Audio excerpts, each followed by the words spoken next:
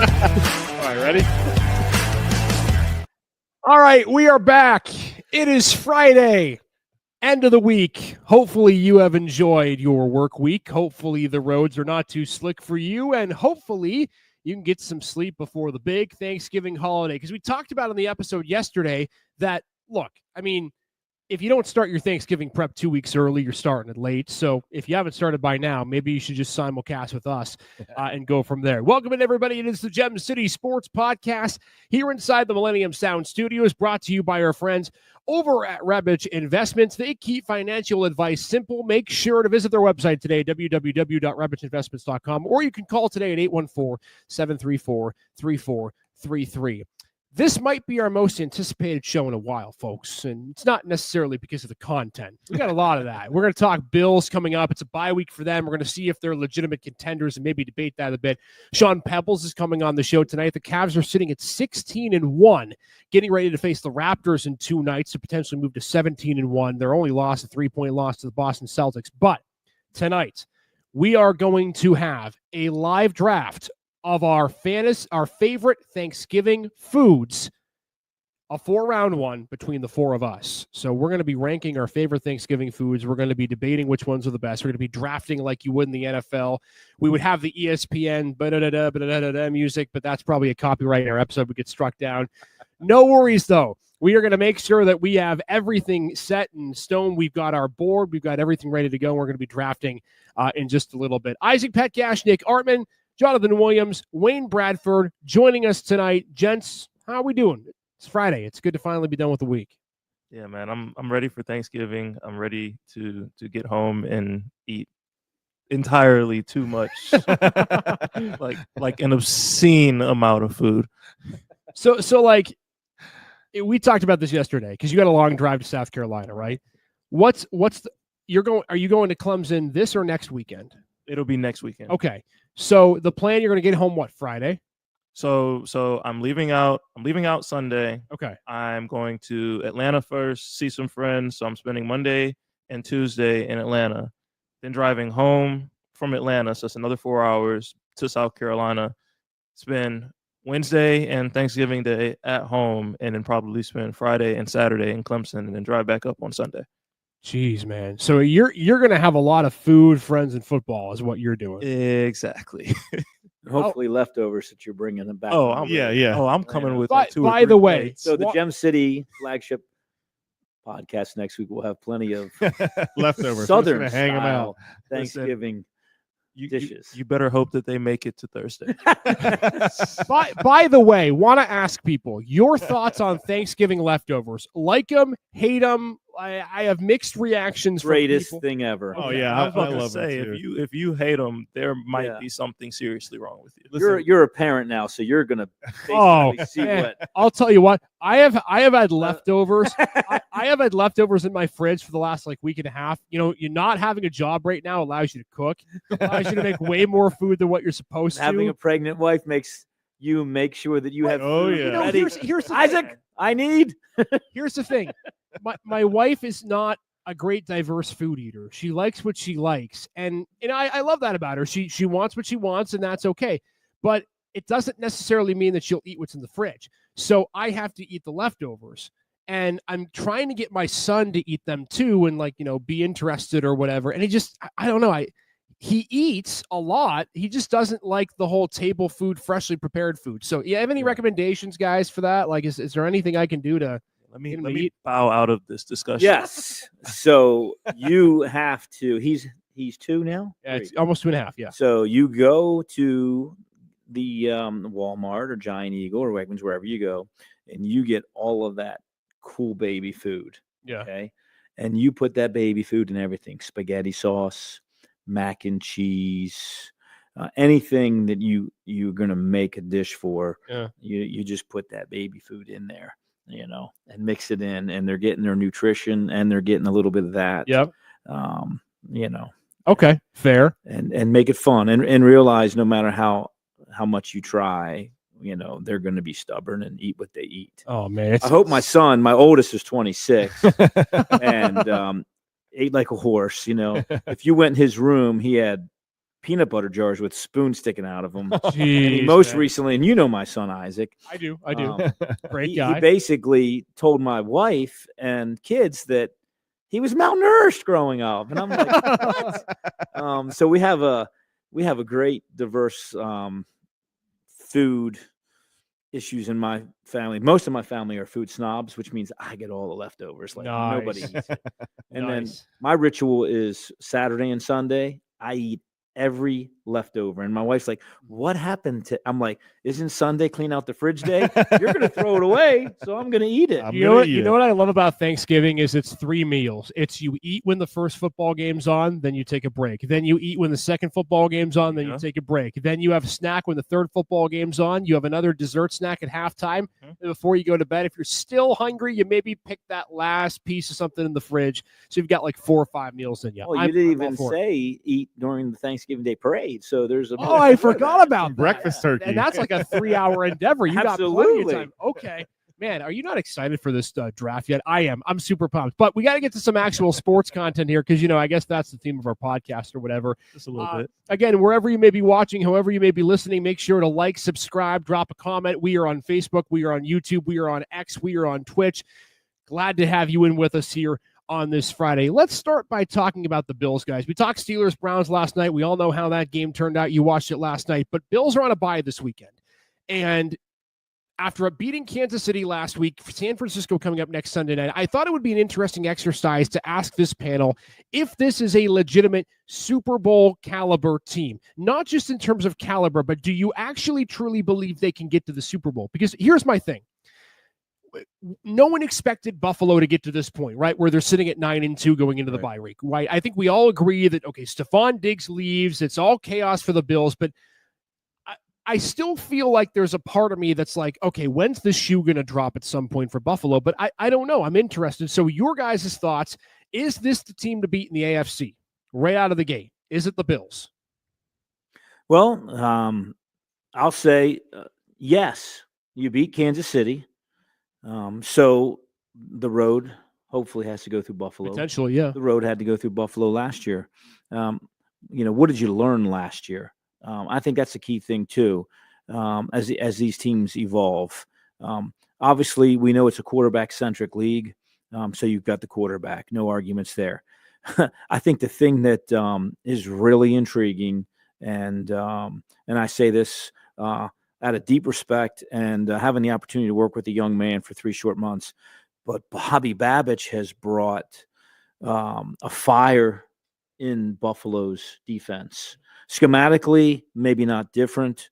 Obviously McDermott is one of his mentors, but the way that they're playing their scheme and the fire they're playing with it, and you've seen Bobby up close, young guy, fiery, get in your face, pump them up. So the Bills are playing defensively, not only great scheme, but man, they're playing with their hair on fire. And if you can play with your hair on fire with talent, that front four, you got a chance. Yeah, I agree. For me, I agree. I'm rocking with Buffalo, and I said it last week on the show that I just was worried about Kansas City. I felt like it was kind of like a false sense of confidence. Their undefeated record, they had been playing just barely well enough to win games, but making a lot of mistakes, not really playing very clean football, just getting out of a lot of games. And they made a couple mistakes in this Buffalo game that wound up costing them. Pat Mahomes throwing an interception early. Like, they just played the way that they've been playing all season, and it finally caught up with them, it seemed like. I feel like Buffalo is the team to beat in this conference. I feel like Buffalo has probably the most consistent offense in this conference. And when they're on, and when Josh Allen isn't turning over the football and he's distributing the football to different receivers, there's not really anyone dominating statistics as far as receptions or yards or anything like that. So when he's distributing the ball evenly and he's taking care of the football, and you throw in James Cook being able to run the ball and them having a solid running attack with him this year, I don't see any offense in the AFC that's better than them. And a good point to you too, Jonathan. Buffalo missed 3 receivers in the Kansas City game, right? They were throwing to Khalil Shakur essentially religiously. Amari Cooper got a few receptions. But we've been talking about this a lot. I think, for me, Buffalo is the team to beat in the AFC only because of the sole fact that Now they don't have a superstar outside of Josh Allen that you say, okay, well, he's carrying the team, right? He has to be the guy. And I think Josh is entering into that category with like a Patrick Mahomes or a Tom Brady, where he is so good that management and Brandon Beane, I think, in the offseason realized we don't necessarily need to have a stud wide receiver to be able to win football games, right? We can pay other guys elsewhere.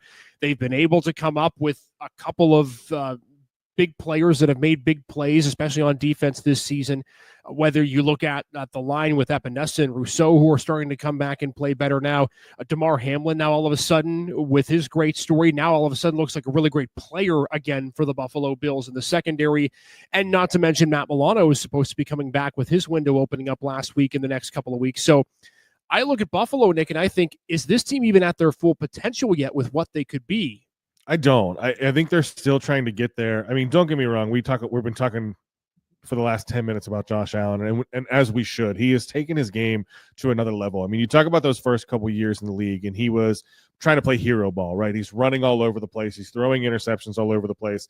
But I think what stands out to me is the fact that he's only thrown 5 interceptions this year, and he's protecting the ball. And my fear for the Bills coming into the season, I didn't think they were going to have a very good season because I was worried about Allen making those types of mistakes.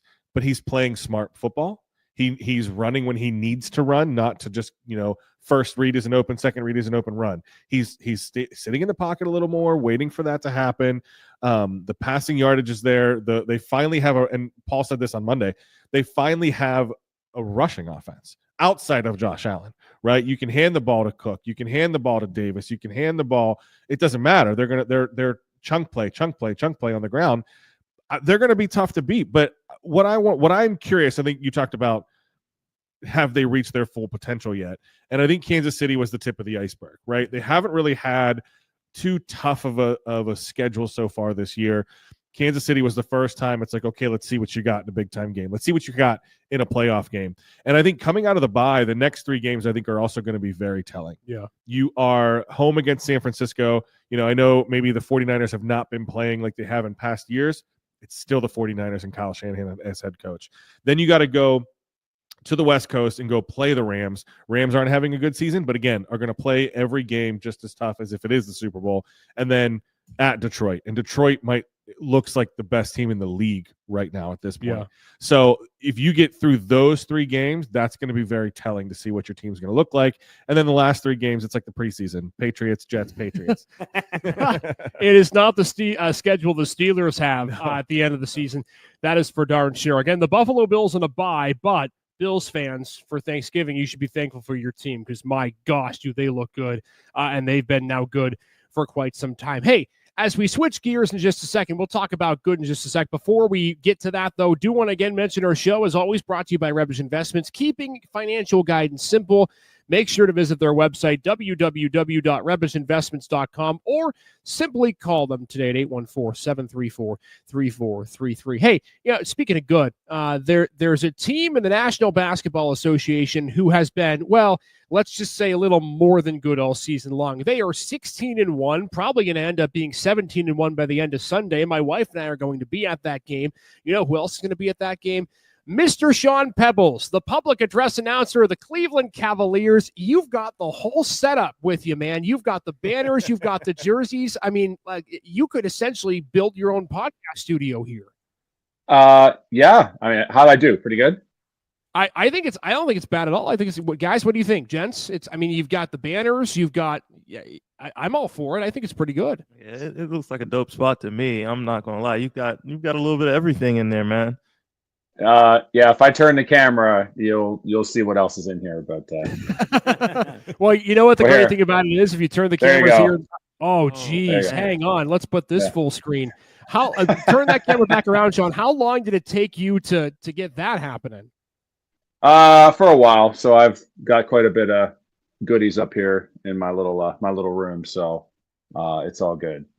Hey, that's what happens when you do it for so long. Sean, how long have you been doing this, by the way, for those who aren't necessarily familiar with your job? You've been at this a while, but just give people a sense of how long you've been doing this and what it's been like for you to continue to watch this team succeed, especially this season.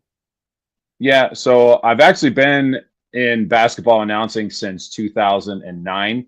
when I started out with the Bayhawks in Erie, and been with the Cavaliers since the 2017-18 season. So this is year number 8 for me in Cleveland.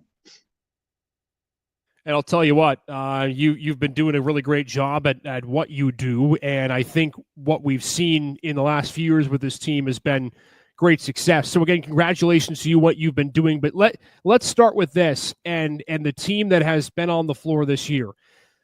Kenny Atkinson comes into Cleveland. First year, he of course was with a great team with the Warriors and under Steve Kerr. He comes to Cleveland. Now all of a sudden you think, okay, well, they've got a great roster, but we don't know how they're going to be at the start of the year, 16-1. What has allowed this team to be so darn good early in the season, Sean? That's the $1 million question. And, they came out of the preseason basically 0 for 4. And, obviously people were like, okay, where are we going to go with this? And, how soon are we going to get things going with this roster? And literally right out of the gate and for the first 15, we ended up in the W column. Obviously the culture, the system, everything was in place. And when Coach Kenny came on board, he said, look, I've inherited something that's really special. And all I need to do is just come and give it a little extra push. And I would say he definitely gave him a good push, obviously getting out of the gate 15-0. The tough loss the other night against Boston, but hey, new streak began last night against New Orleans. And as you mentioned, we're looking ahead to Sunday for the next game against Toronto, and, could add another one to the win column then too. Is there something that Kenny brought to this team that maybe JB Bickerstaff didn't? I mean, you and I talked on previous shows about, okay, look, JB's a good coach in a lot of ways, but it just seems like there's something different with Kenny and the type of, I don't want to say energy, but maybe system that he brings. What's allowed him to be so successful in implementing what he does so early in the year for this team? Without being around Coach Atkinson and the guys at practice and walkthroughs and things like that, I really don't know. I mean, I'm just going off of the eye test that I see when I'm sitting there at the field house on game nights, just like everybody else. And, you see so many differences in the team from just a year ago, the way the ball moves, obviously the rotations with a number of guys utilized during the course of a game. And, and defensively, I mean, Cleveland has always been very, very elite on the defensive end, but it just seems they've really been able to pick it up a few more notches. And whether it's just the plan or the culture or whatever the case is, but offensively and defensively, they've got it clicking. And, good defense always turns into easy offense, and they've been able to take advantage of that a number of times during the season so far. Sean, let me jump in here for a second, because I think one of the things, and don't get me wrong, I haven't been watching basketball a lot because it's still football season, buddy. I get that. I get it. But I think one of the things that stuck out to me, when I'm catching parts of a game or catching the highlights or catching the replays and things like that, is the biggest notice, I think, from last year's team to this year's team is it's more than just Mitchell. Like, there's a whole level of team play that I don't think I saw last year, where there's chemistry on both offense and defense. And you kind of talked about it on that culture and on that chemistry or that, team building that maybe, Atkinson's brings to the team this year. But what have you seen in terms of from that angle? I mean, you get a pretty good seat. You get to see up close more than most. What are you seeing on that chemistry end and just kind of seeing, 4 or 5 players come together and be one? Yeah, I mean, it's literally the entire roster, 1 to 15, and everybody's getting good minutes. And not that we didn't have a good, chemistry and team bonding and stuff for the previous few years, Right. But we've been able to really expand further into the bench, not because we, necessarily had to. I mean, granted, lately we've had to because of some injuries and whatnot, but, having everybody from the first all the way down to the last player on the bench, prepared and ready to go in when their number is called. And Coach Atkinson is not afraid to call somebody into a game at any given moment. And I think another big thing for this year, compared to last year's roster, is Ty Jerome, who was on the roster last year. You mentioned Golden State when we first started, and he was with the Warriors before coming to Cleveland. He was on the roster last year, but had ankle issues. And man, oh man, he is just a joy to watch. I mean, you sit there and you watch the likes of Allen and Mobley and Donovan and Darius and Isaac Okoro and Dean Wade and Sam Merrill and all these other guys. But I tell you what, Ty Jerome is he's such a special just addition to this team, with the way he plays on both ends of the floor, his leadership and his energy that he brings. I mean, it's that's definitely a special addition to this roster, and I think it's going to take us even further this year. Okay, so let me ask you about Ty really quickly here, because that was the player I was going to bring up here, Sean. And obviously, we talked about the depth of this team, and I know that you see it on a game-by-game basis, but I don't know if the Cavs have necessarily had someone. Donovan can do it a lot, but not necessarily all the time per se. We saw last night, Ty Jerome, he goes, 5 or straight 6 possessions where he's hitting the 3. I thought your voice was going to give out at some point in the first half with the 3 calls, No doubt. which are all excellent, by the way. But is he one of those guys where he essentially is more of a catch-fire player? And how important has he been to this lineup in terms of the depth that Cleveland's had? Because it just seems like you could roll players off the bench more often and more successfully than you have in previous years. Well, the first part of that with Ty being a catch-fire player, I mean, he comes in like that. I mean, he's ready to go, and he, whether he's putting the ball up or if he's finding the right pass, the right play. And then again, on the defensive end too, he's making plays. So it's not really a catch fire. Oh, he's in a moment. Like last night, he shot a 3 from the logo, and people are like, heat check, and that's not really a heat check. That's just what he does. And yeah, he was feeling it, and it was exciting. But that's just who Ty Jerome is. And again, going into the depths of this bench with the likes of, again, Sam Merrill, who same type of role last year, and obviously discovered, we all did, what a great shooter he is. Craig Porter Jr., another guy you could bring in and give Donovan and Darius some rest and controlling the ball and controlling the offense. And he's also a tremendous defensive player. And then you also got some other great support players, Luke Travers, JT Thor, even the good old veteran Tristan Thompson almost had a double-double last night. Actually, he got his 10th rebound and he was dribbling up the floor as the clock was expiring. And the fans literally stood on their feet and were telling him to shoot it, but he was like 3/4 court away. But that would have given him a double-double. But we just have everybody is just really, really locked and loaded whenever their number is called upon. And Coach Atkinson has everybody prepared to do that, at any moment during the course of a game, which is good for the guys like Donovan and Darius, because Donovan, played, I think, like 19, 20-some minutes last night. So, rest is important. We're, 16, 17 games in, and we got a long way to go, but we've definitely got the guys to get the job done. Yeah, and to your point, we've been talking a lot about the depth and the bench and kind of all of the supporting pieces and supporting cast for Donovan Mitchell and Darius Garland. But looking at Donovan Mitchell, what have you seen from him this year that either A, might be a little bit different from last season as far as his production and just allowing him to play well this season, or something that you think that he's been able to continue and kind of pick up where he left off at last year to contribute to his play this year? Definitely picking up from where he left off last year, because Donovan is a totally unselfish player. He's always looking for his teammates. He's always looking for the best play.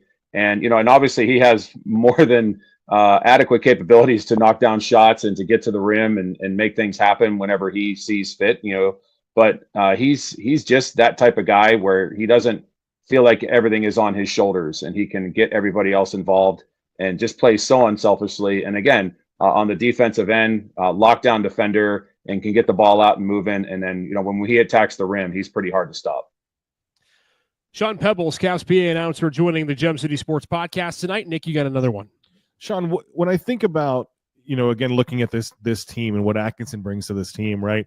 I mean, you're talking about the Cavs are leading the league in 3-point percentage. They're also getting one of the top teams in points in transition. So those fast breaks are happening more and more. So not only are they able to play fast, but they're able to play strategic and put up points in bunches. How has that differed for Cleveland this year versus maybe past seasons? Well, two things come into play. Number one, their defensive pressure, because as I mentioned earlier, defense turns into offense, and you get those transition points from playing good defense and filling the lanes down the floor and getting the easy layup, the dunk, or if you can pull up a transition 3. I mean, we're known to be pretty good at that as well.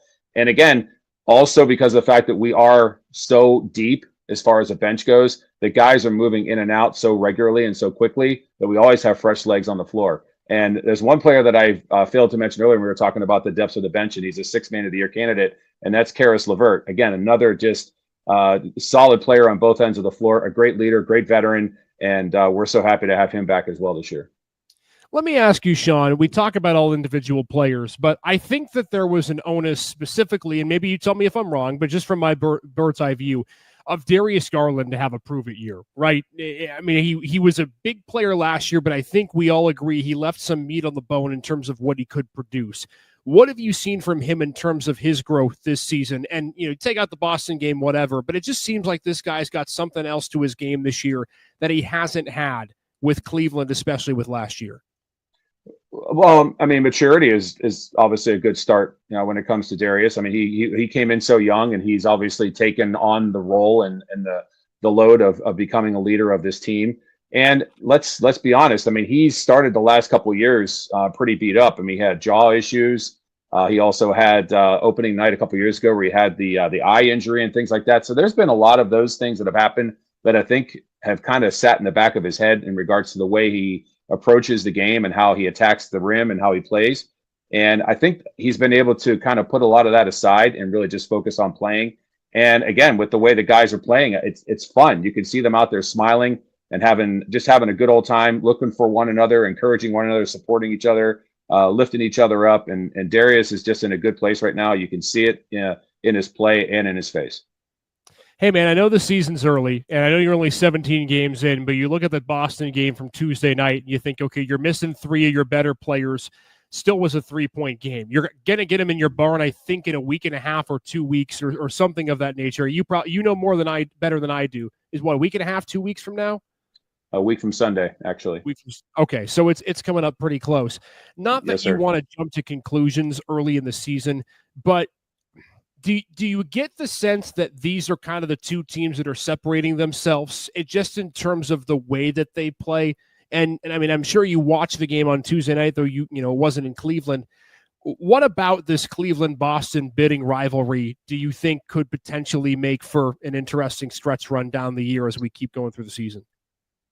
Well, as we started the season, I mean, if you look at the standings, there's been a lot of other teams in the East that were expected to, bode really well and perform really well, especially right out of the gate. The likes of Philadelphia, Indiana, Orlando, even New York, Milwaukee, started out pretty slow. But again, you said it, it's 17 games in. There's a long way to go. These teams are going to figure things out. They're going to get, guys back and healthy. But as of right now, sure. I mean, we like sitting at the top there and looking down on the Celtics. And yeah, they're coming into our house in a week. And obviously we're looking forward to that because of, the shortage of guys from the other night. I'm pretty sure we're going to have a few of them back come another week of rehab and treatment and just getting better. So yeah, right now I like where we're at. And, Boston is obviously looking to defend their crown, but I think they're going to have to go through us to try to get to that. But we definitely have something special going on right now. Long ways to go till we get to April, May, and June, but definitely in a good place right now for sure in regards to the East and the NBA overall. Sean, I got one more for you. You're going to have at least one loud screaming fan on Sunday because my wife has been watching the games intently. And I know that she told you earlier today that I turned the game off on her last night. It was a blowout. All right. Give me some slack on that. Yeah. we still watch. I'll give you a little, not much. I'll give you some. I'll take what I can get. But anyway, for you, and you, of course, are the one that has to give the voice to this crowd, though they may not have needed it based on the way that this team has played. What's it been like early in the season, just from the crowd component, from the excitement component? Because I know in past years, especially last year, you and I talked, okay, Cleveland feels like they really believe they can be a championship team. Now it seems like they are one. What's those crowds been like in the 9 home games that you've had, none of which you've lost? I wish you could see under my sleeve right here because literally it's just goosebumps when I start thinking about the energy inside the field house. And and I get the chance to be a part of such a amazing group that puts on the show for the fans that come into the building, and obviously what the guys do on the floor. Yeah, the game nights are absolutely electric. Some of the best that I've ever experienced in my granted my career is still pretty young in the big scheme of things, and I've seen some exciting things over the years, but it's definitely got a different feel to it. And literally right out of the gate when we first opened the regular season against Detroit, and here we are, now at 15-1, and even leading into the Boston game, the chants and just the energy and the buzz, and just knowing that this is our house, this is our team, and we are not gonna we're not gonna roll over for anybody, and we're gonna take care of business. And when you come to Cleveland, you better be ready. We'll be ready. I'll see you on Sunday. I may have another Go Sean sign. I had one for my first Cavs game, but you did? Didn't I send you a picture? It was like a couple of years ago. It was a whole. I don't normally make signs for games, but Cleveland does a great thing where they let fans draw their own signs. And I said, my first Sure. Cavs game, don't care about the players, go Sean. So you at least have a fan in the stands. I didn't know that. I'll have to make another one. I'll give it to you personally after the game Sunday night. I would be honored by that. Thank you. Get that autographed. Hey man, what a Yes, yeah. I want some ink on that board, man. Get out of here. Get out of here. You're the I'll guy. I'll put it up there by the banner. All right. I see you've got some room. No. I meant you need Sean's autograph. I know. He I doesn't know. need yours. Oh, well, I'm building my at-home podcast studio now, so not only am I going to have an autograph poster from him, but he's going to be the guy that's going to build it for me. Because if he can do that on his own, my gosh, I need to get some more memorabilia. Hey, man, great to see you. Thanks. Although one more quick point. I can't put it up there because I'm gonna have to put a couple more up there afterwards. That's right. That's right. Yeah, you got to put at least one more up there this year. Need that rafter space. I mean, you guys keep. I just want one. That just to start. I want one. Yep. You guys keep going the way you're going. You're going to get there, and then some. Hey, Sean Peebles, thanks again, man, for joining us. Keep doing what you're doing. It's great to always get to talk to you and see what you're doing. And again, keep on keeping on, and great start to the season for your boys. Thanks for having me, guys. I appreciate you. All right, that is Sean Peebles, public address announcer for the Cleveland Cavaliers. Man, he's got such a fun job. Man, I mean, it's a lot of work, but the guy gets to go watch a team that is currently sitting at 16-1. Yeah. They're going to be 17-1 after Sunday night. Like, it's just, I don't know. It is so cool to get to watch him do what he does and this team do what they do this year. Has he ever told you about his game day prep? No. He's got a game day routine that he has, and I'll let him tell the story, but it's epic. So next time we have him on the show. Hang on. Sean, are you still on? I'm still here. All right. Listen. So we got to give you for one more. Give us your game day prep, because Sean, I was just hyping you up because I remember when you were on Flagship with us, and you were talking about your game day routine when you get to the parking garage and things like that. And it was one of the. I mean, you have a game day routine just as big as the players, and I wanted you to share it with the guys. Yeah. So and obviously we're calling for snow now here in the region. So not that it's going to be anything bad, but weather always comes into play when I travel over there. But yeah, I like to get there a few hours before my production meeting, and sometimes I have to be inside for rehearsals. But yeah, I've got to get my game day nap. I've got to have a nap. It's so essential because there's so much that goes into the game. In the parking garage, yes. And I feel completely safe, completely fine. The windows are tinted enough on my car. We've got the pillow, the blanket. Seat goes back, and I'm out for a little while. And got to charge the batteries because we talking about the energized crowd and everything that goes on inside the field house. I want to bring the best that I can, just like the guys on the floor do, and just like the rest of the team behind the scenes that puts on the show. We put everything into it for the fans, and the players do the same. So it's a group effort, and I've got to be well rested. Yeah, and you talked about before too. You talk about how sometimes you're workshopping things, sometimes something just comes off the cuff. What's been your go-to call this year? You don't have to, I know you're not vocally warmed up yet, so you don't have to give the call live, but something to look for when we're at the game. Nothing really like go-to call, but obviously I've had a chance to say Ty Jerome a lot, so I have a lot of fun with his last name because there's just like a long growl in the Jerome part. And JT Thor, Jalen Tyson as well, our rookie that we have. He had a great game last night too. So so I've had a lot of fun with some new names, and of course the usual Evan Mobley's and Darius Donovan, but Dean Wade by far that's my guy, and and I have so much fun calling Dean's name when he scores. That's cool. Well, man, we appreciate you so much. Like I said, it's always fun to have you on and getting to talk with you, and I think your passion fills our passion, so appreciate you. Yeah, absolutely. No, I appreciate you guys. Go Cavs. All right, go Cavs. Good stuff, Sean. All right, we'll let him go for real now this time. But good on you, Nick, for his game day prep. Everyone's got to have game day prep. I have podcast prep. Wayne's got game day prep. We've all got Thanksgiving prep to talk about. Everyone's got to have some sort of routine, right?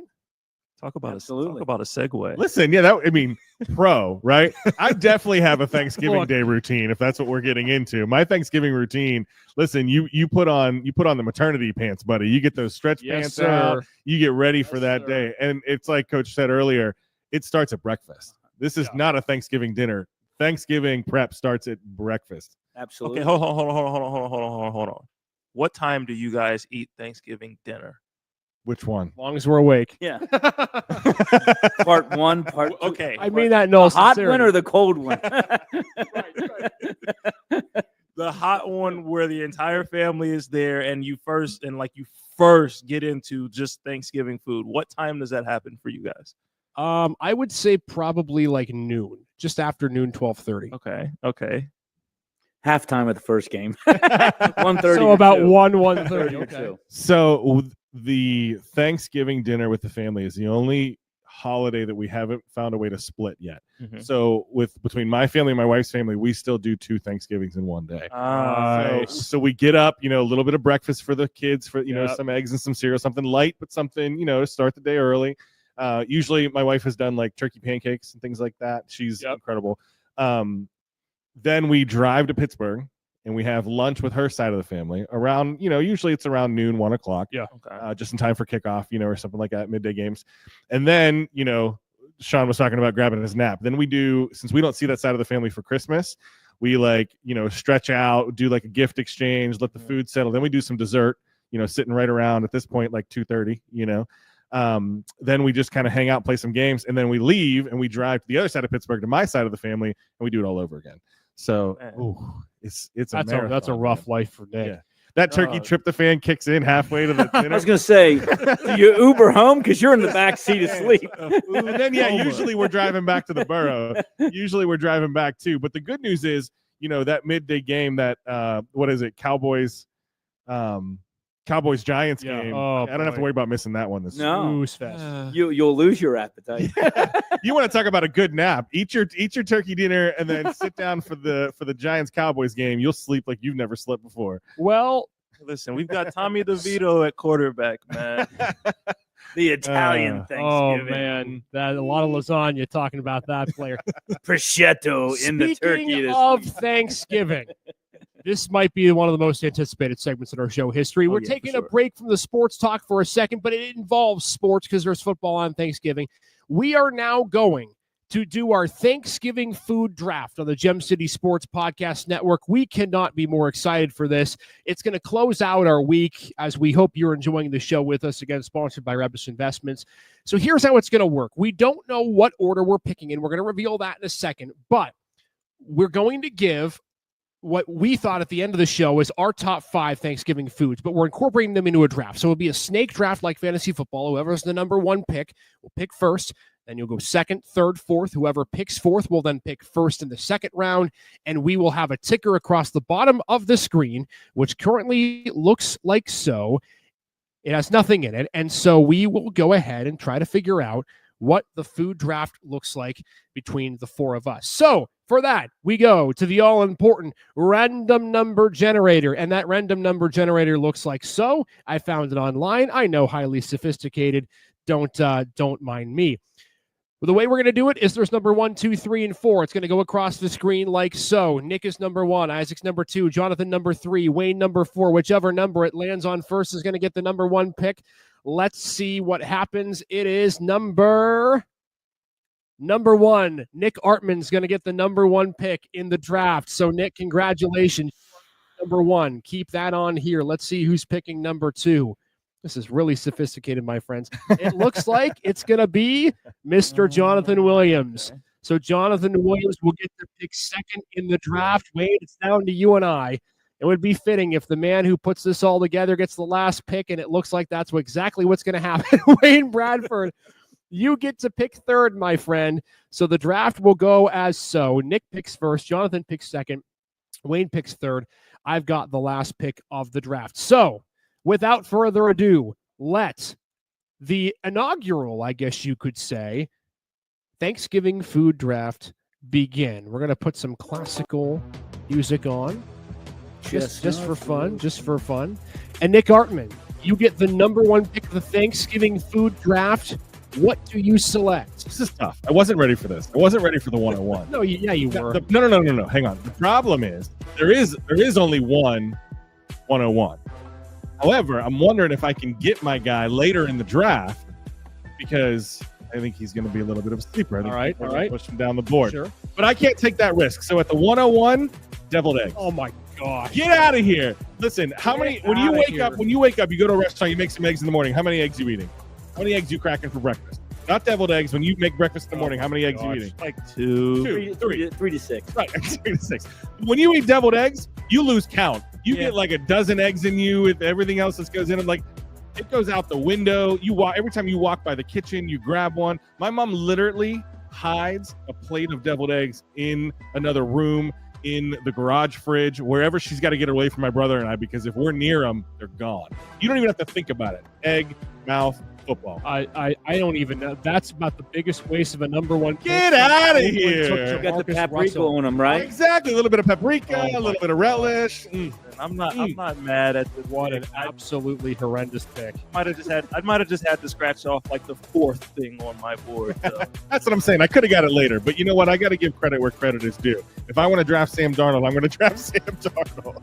All right, so Nick takes Devil Eggs with the number one pick. That means Jonathan Williams, you're up second. The number two pick in our inaugural Thanksgiving food draft is. Listen, if anybody from back home is watching this, you absolutely know where I'm going with this pick. I can pick it with my eyes closed. Baked mac and cheese. Yeah. See, I knew as soon as you had the number two pick, that's what you're going with, and that's really frustrating. It's a great pick. So it has to be baked though. It's like Oven, yes, has to be oven baked. Nice golden brown. I don't do breadcrumbs. We don't need anything extra. Just mac and cheese, eggs if you use eggs. My grandmother's mac and cheese is absolutely amazing. Trust me, it holds it together. I mean, you know, I'm not going to. It brings I'm in on the eggs. So we know that already. It brings a consistency and it actually holds it together, so it doesn't. It's not like gooey mac and Sure. cheese. It's actually Sure. slightly more solid. Yeah. 'Cause All I don't like when you get that filmy mac and cheese either, where it just like Yeah. leaves that cheese film in your mouth. This is gross.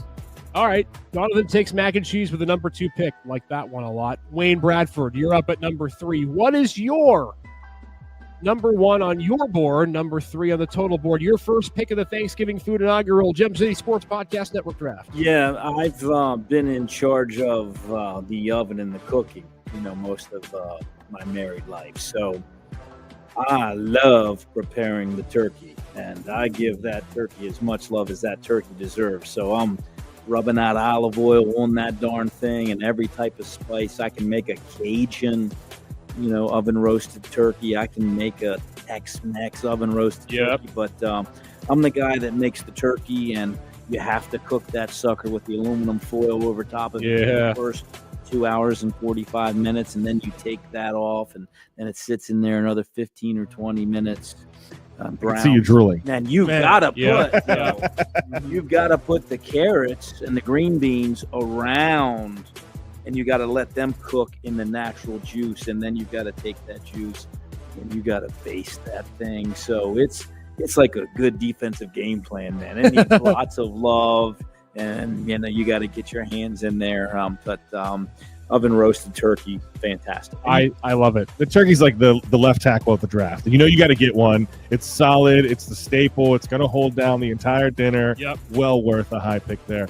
I'll argue, though, that turkey is better for the second day. When we talked about those leftovers early, I like the turkey better second day than I do the first day. I'm a sides guy. I am not opposed to making two turkeys. No. One on Wednesday, pregame, tailgate, Turkey. and one on Thursday. That's it's not a bad. And again, I think for me, for turkey, it's got to be the dark meat. I'm not a white meat Yeah, I'm guy. with you there, You got to have the actual like flavor, and I think the white meat, unless you cook it absolutely perfectly, it's still not that great. I don't know. I think it's Smoke one every year. It's the best way to have a turkey. smoke's good too. That or fried. My wife loves fried turkey. She had fried turkey the one year for her because her birthday sometimes falls around Thanksgiving. Yeah. Oh my gosh, absolutely to die for. Good pick, my friend. Wayne Bradford goes with the turkey. So I get 2 picks now. I get 2 picks for the end of the first round and the start of the second round. I'm with Nick. I love my sides, man. And I can't believe these two are still on the board. I'm going sweet potato pie for my number 1 pick in the fourth round with the marshmallows on top. Oh, eyes. That is so good. And you know what? Because I love potatoes, we're going mashed potatoes with the number 1 pick of the second round. I mean, how can you go wrong with the sweet potato, like I said, the marshmallow. Maybe if you want to drizzle a little frosted thing over the top. Oh my gosh, it's to die for. It's one of those things where you can have it on your plate for the main course, have it on your plate for dessert. You can get some. You can have it hot out of the oven. You can have some of it in the fridge because it's great cold too. And then mashed potatoes and gravy. I mean, especially when they're the lumpy potatoes. Oh my gosh, they're absolutely to die for with the garlic and maybe some cheese in there, some chives. Yep. I mean, you can't go wrong with potatoes. So there you go. I'm taking the 2 potatoes off the board. You hurt my heart with the sweet potato pie. Yeah, because that was. I was surprised you didn't take that. You want to go with the first round trade? You can. No trades. I would have traded back in a heartbeat. No trades. So there you go. So here's a recap of the first round. Nick takes deviled eggs. Jonathan takes mac and cheese. Wayne's going with turkey. I've got sweet potato pie for the end of the first round and mashed potatoes for the start of the second round. And Wayne Bradford, you're up next with the 6th overall pick here in this second round. All right, so the vegetarians are screaming so far, so no one's It's not a vegetarian holiday. Sit down. We're not vegetarian individuals here. So there's nothing like a great green bean casserole. Okay. Cooked in the oven with the French onions on the top, baked nice and perfect. So I'm going to go with the first non-starch fair on the board with the green bean casserole. I like that because you always, and there's a little bit of guilt for at least me, maybe not for all of you, but for me, I feel like if I load my plate up with starches and turkey and stuffing, it's like you got to have something that tries to balance it out a little bit, even if it's like a spoonful, right? So you don't feel as guilty. You're like, I got something good on my plate. I like that. I think that's a good pick. It adds a little bit of texture and it adds a little bit of healthiness, if you will, to the meal. All right, Wayne's got a good thing cooking here. He's got turkey. He's got green bean casserole. Jonathan, over to you. You got mac and cheese with your number 1 pick. You get the next pick of this second round here. Let's see. You've taken deviled eggs off my board. You've taken sweet potato pie off my board. My family is, and this might not be like traditional. Actually, I'm gonna save this one. I can get this one. I can get this one later because nobody else is going to have this on their board. Well, that's interesting because I have all your picks that you gave to me earlier. Competitive intelligence. I gotta get. I don't even remember what you sent me, so go for it. I'm gonna go honey baked ham. I gotta get a meat on the board. You took turkey from me, so yeah, a nice honey baked ham. Like a nice little glaze on the outside. Yeah, absolutely. So is honey baked ham, by the way, is that a national company? I don't know if it's a national company, but it's definitely a regional company. So but it is definitely a franchise and multi-state. So I don't know if you've ever gotten one, Jonathan. The honey baked hams they have up on Beach Street in that plaza. Oh my gosh, they are so good, man. So good. I have a new place to try now. Well, I was gonna say you can do that, and then you can do your engine house run. All right, good one on Jonathan Williams. He goes honey baked ham. That means Nick, you get back-to-back picks. Your final pick of the second round, your first pick of the third round. You're sitting there with deviled eggs. You got to make a comeback for something because I don't. I'm still sitting on top, fellas. I don't even have to make a second round pick, and I've already won this round. All right, go for it. Listen, you took my okay. If I was trusting that deviled eggs would have fell, and it would have. Let's be honest, probably the fourth. I want a fourth round pick. Anyway, my first would have been mashed potatoes because mashed potatoes, like we talked about the second day, I like to take a bowl, but the next day like Friday, take a bowl, line it with some mashed potatoes, line it with some stuffing, line it with some turkey, and then do like a big like casserole bowl. The mashed potatoes are up there. However, those are gone, and I'm salivating over nothing. So I'm going to hit you on a technicality. You went with sweet potato pie. I'm going with candied yams. My mom will take some sweet potatoes, slice them up. I know that was John. That was absolutely Jonathan's pick. I'm sorry, buddy. Is that what you thought was going to make it back? Oh! You stole his southern soul. Listen, man, my mom will throw those things in the morning and just low simmer them with some brown sugar, and you could just take those out. Gosh. Oh my gosh! Marshmallows or no marshmallows? No marshmallows on the candied yams. Sweet potato pie, absolutely. Cinnamon sugar. Oh yeah. Now, where are you at on like I like a little bit like al dente. I don't want the mush. Yeah, no mush. I don't want to chew on it. It's like in the middle. I want that little bit of stiffness. Yeah, exactly. Yeah. And that's the hardest thing: a sweet potato, a candied yam, a baked potato. You go to these restaurants, like, how do they make that baked potato perfect? Yeah. It's in that bag. They have some bag, they put it in the oven. Yeah. magic bag. It's restaurant magic, man. I don't know how. That's Chemicals. That's what. yeah. It's all fresh here at the Gym City Sports Podcast Network. We do not make frozen food. And when we reveal Paul Adamsick, by the way, who's not here tonight, but he gave us his top 5, there's a lot of fresh things that he had to put caveats on. So, all right. So here's a recap of where we stand now. The picks from everyone. Nick currently has deviled eggs and candied yams with his 2 picks. Jonathan Williams gets mac and cheese, and he gets honey baked ham. Wayne's got a good old turkey and green bean casserole. I've got sweet potato pie and mashed potatoes. So we're halfway done with our Thanksgiving draft. Back 9 is going to be even better, I got a feeling. Nick Artman, you're up with the first pick of the 3rd round. All right, so I feel like I got to save my draft here a little bit. So I'm going to dip into the desserts because you can't have Thanksgiving without desserts, right? So I'm going with the Dutch apple pie. Pumpkin pie is fine. Right. Regular apple pie is great. I want the Dutch with a little bit of caramel and some crumble top. It's the best way to end your day. Is it like more of an apple cobbler sort of a thing? Kind of, but Okay, more in yeah, like yeah. a pie format. Yeah, Oh, that's so good. yeah. I mean, A little bit of crust on top. Yeah. well, that's just it. If there's not as much crust, you can eat more of it. That's what I've always believed. Like pumpkin pie is all great and all, but the crust becomes a problem, and you just have to eat too much. And then like 2 bites into a pumpkin pie, I'm over it. yeah, oh, I agree. All right, good Goes pick. back to the baby food we talked about earlier. There you go. Good pick for you. All right, Jonathan Williams. What say you? You've got a couple of good ones here, but if you can hit on this 3rd round pick here, I think you're in line for probably the best of us so far. So my family does this. I'm not sure if other families do this, but we're a big meatball family, and we do barbecue meatballs. Do this to quite me. literally every single family get together. This is such a every good pick. holiday. So yeah, I'm going barbecue meatballs. This is such a good pick. Like our family did this as an appetizer. We would make these and then have them before the Thanksgiving dinners, like an appetizer during the parade. You get those things right, man. They're so good. They are so good. Oh man. I can't say I've ever had them. We're breaking each other's hearts here. Yeah, I was gonna say Jonathan and I could make a couple of trades. We could have like star-studded awesome lineups here, but we can't do that. All right, Wayne, you've got a pick here at the end of the tail end of the 3rd round. I'm going to go with the cheesiest au gratin potatoes with, burnt almost, right? Yep, So yep. you put them in a tray and you slice them thin and you put sour cream and you put slices of cheese on it. And then you put the potatoes, then you put shredded cheese on it, and then more potatoes, and you cook them until they're coming over the pan and Yep. it's dark and it's burnt, and you can eat them like potato chips. Yeah. I love that, and those, like you said, it's one of those things where you just keep eating them and you don't care. You just keep eating them, and then you go and you go. All right.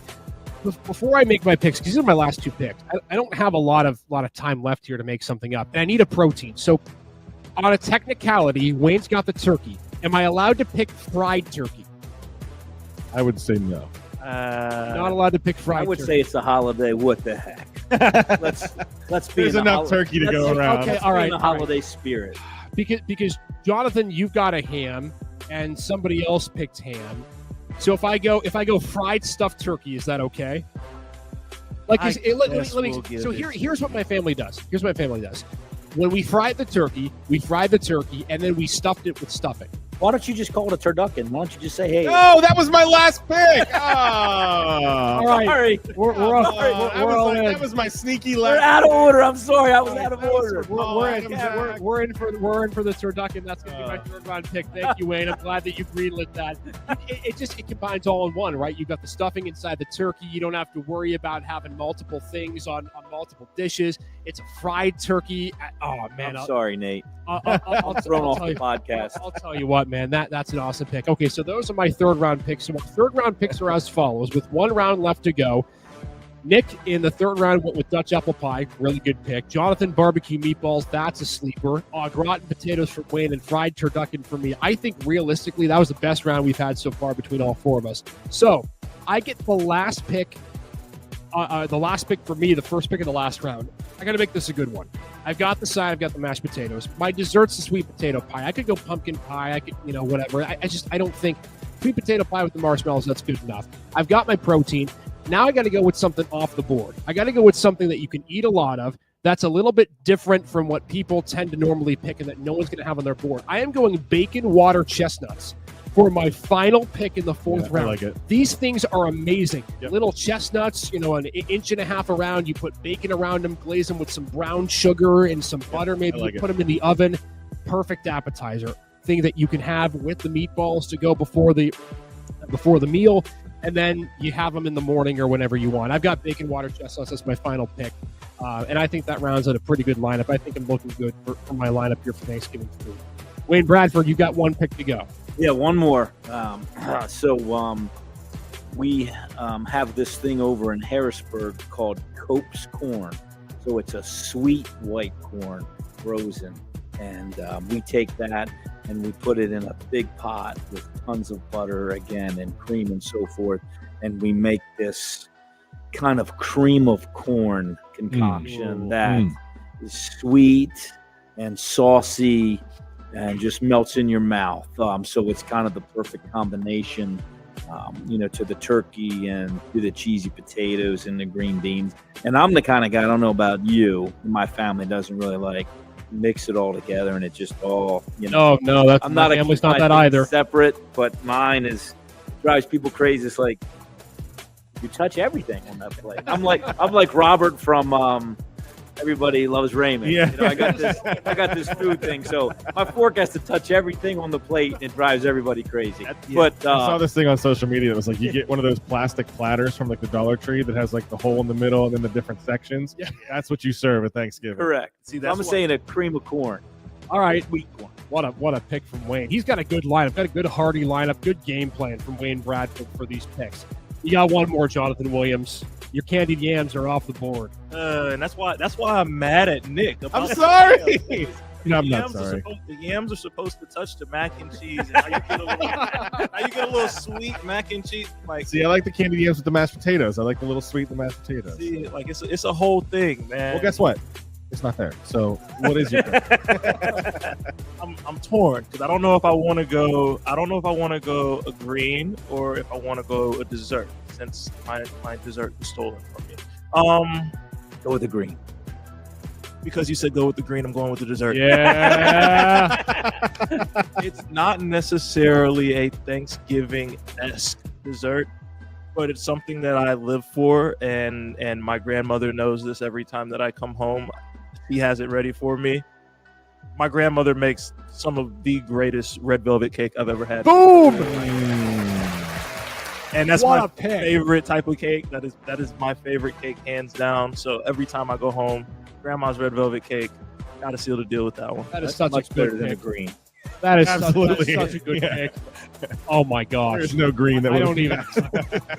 Jonathan's lineup is kind of going to be hard to beat here when we reveal the full lineups in a second. One more pick, folks, goes to Nick Artman, the final pick of our Thanksgiving food Gem City Sports podcast draft. You've got some on the board, right? I still have like Stuffing's on there, still on the board. still have two. Cranberry sauce is on the board. This is tough because of can I have a supplemental draft? Because Maybe next year. all right, I got to finish out with stuffing because stuffing, when you cook it in the turkey, it has the turkey flavor. My mom will do both. She'll do the inside of the stuffing and then she does some dry stuffing. When you kind of mix it together, you get the juices together.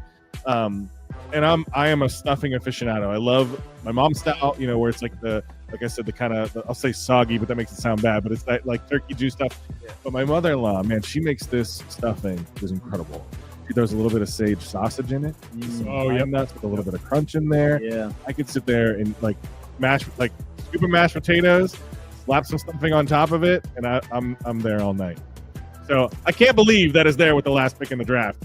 Stuffing on Thanksgiving. Made it all the way as the Tom Brady of the draft. Made it Take all the way down to the very end, and we finally got a chance to pick it. So, Nick, you've been keeping over the tabs. We've got it here on the board. Let's go through what everyone picked and see who we think's got the best lineup. Nick, your picks are as follows. You went with? I had the deviled eggs at the 101. Came back at the bottom of the second with candied yam, back-to-back with Dutch apple pie, and then finished out the draft with some stuffing. That's not bad. All right, Jonathan Williams goes with, if you want to bring your list up just so I can see. Jonathan, you went with baked mac and cheese. Then you took ham, barbecue meatballs and red velvet cake. I'm not mad at that at all. I'm not mad at that at all. I could eat That's a that. good lineup. If that is waiting on me when I get back to South Carolina next Thursday, I will be perfectly fine. And Friday morning. And Friday morning, Saturday morning, and in the car ride home. and Sunday on the drive home, Right. and the day before Passively Christmas. Like, Meanwhile, Wayne, he's got a classic lineup that looks really good. Wayne, you went with turkey, green bean casserole, scallop potatoes, and cream of corn. Love it. I like his draft the best. That's such a, again, Such a solid draft. that's like a great game plan, like Wayne said. You're Well-rounded. never going to go wrong with that, ever, at all. Thank you. well-rounded. At all. And then my lineup, I went with sweet potato pie, mashed potatoes, a turducken, which is a fried turkey with stuffing, and I finished it off with bacon water chestnuts. I think overall, did a pretty darn good job. I think that'd be a lineup that anybody would be willing to eat, So except for Nick's deviled eggs. Get out of here with your bacon water chestnuts. I try to be nice to you. I will take my deviled eggs over your chestnuts any day. All right, fight me. I'm all in on that. Like This has been the most fired up I've ever been on blue collar this show. Thanksgiving versus hold on, a hold on, stuffy Thanksgiving. Let me get my bacon water chestnuts. Do I have to roasted eat those with a certain spoon? with my fried turducken. My deviled eggs are like all over my face. What's all over your face? We're not going to talk Are about you how bleeding? No, it's paprika. We're not No, going to can't talk about stuff how the eggs Isaac in. basically stole 2 picks from us and combined them together as one. Now, wait a second. Exactly. Wait a And second. Wait. turducken's not even a real No, pick. no, hold on. I could have picked duck, but nobody eats duck unless like you're a multi-millionaire for Thanksgiving. Well, okay? you eat bacon covered water chestnuts. I'm sure you're having You duck can- with it. you can Pinky's buy them- out. Wait, Pinky's wait. out. You can buy water chestnuts for like $10 or whatever for a huge bag of Walmart. I don't want to Inflation, hear. buddy. What's bacon cost right now? Well, Thanksgiving hasn't been for a year. All right. I don't commentate on politics and the economy. I commentate on sports. All right. I don't know what my grocery bill is at the end of the day. All right. Before we go, we want to put up, because Paul Adamsek graciously sent us his top 5 power rankings for Thanksgiving food. So we want to reveal those before we go. He's got marshmallow topped candied yams at number 5. So that's a good combination of what you guys picked here. Yeah. Homemade apple pie at number 4. Paul stressed it has to be homemade. He also said mac and cheese at number 3 can't be from a box. Also has to be There we homemade. go. There's a theme. Everything has to be from scratch. Collard greens at number 2. I'm surprised. Collards. I'm surprised these didn't go in our draft. I That thought was- I waited that for was- the Southern guy. That was Yep. my greens option. Yeah, that's what I figured. I waited for the For Southern guy. spinach. That's Yeah. what I was weighing. Yep, spinach, yep, something like that. And then he goes mashed potatoes and gravy, good old mashed potatoes at number 1. So that's Paul Adams's top Listen, 5. so I my could eat it, Paul's. I'm not going to lie to you. I I'd could be eat it his okay with that Thanksgiving. too. Listen, but the supplemental, the one we didn't hit, was cranberry sauce. And Yeah. listen, I don't want everything. I want homemade for Thanksgiving. I don't want homemade cranberry sauce. Right. I want the jar. I want the jar rings to still be on the outside, like a can of dog food, so that I can spoon that with my turkey. That's the only Deviled cranberry eggs sauce. and dog food cranberry sauce. Welcome not, to Thanksgiving at the Artman home. not bacon covered water chestnuts Coach at gets it. the mansion gets of the it. Pet Cash mansion. Yeah, The imagine, estate. The imagine Cash estate. all that money I got coming from unemployment's flowing out into bacon at the store these Is days. that a chef in the back making a turducken? Pet Cash Thanksgiving brought to you by Rebich Investments. Hey, by the way, our show is brought to you by We're Reddit off the rails, Investments. everybody. It's Friday, keeping financial guidance simple.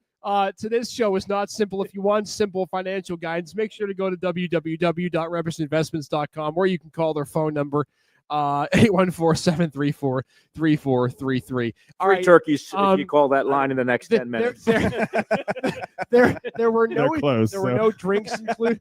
There were no drinks included in our draft, although it may seem like we've partaken in some tonight. We have not. But this has been a fun Friday episode, folks. Want to make a mention to you. We do have Flagship City Sports Talk coming up this upcoming Monday at 9 a.m. That'll be our only show for the week. We're not going to do a show on Thanksgiving or a show on Friday, but if you want a good laugh after your Thanksgiving meal, just tune into the last 35 to 40 minutes of this podcast. Or you We'll can get you through dinner. or you can listen again to Sean Peebles and his great interview, which happened in this episode. It feels like an hour ago, but Sean had some great insight before we went off the rails with our Thanksgiving food draft. Happy Thanksgiving from our family to yours. We are thankful for all of you who participate in our podcast and who watch with us and who have made this such a successful network to start things off. We can't wait to be back with you after Thanksgiving with more exciting content and basketball season around the corner as well. Stay tuned for our next shows, everybody. Happy Thanksgiving. We'll see you Monday morning. Until then, enjoy your weekend. We'll see you next week.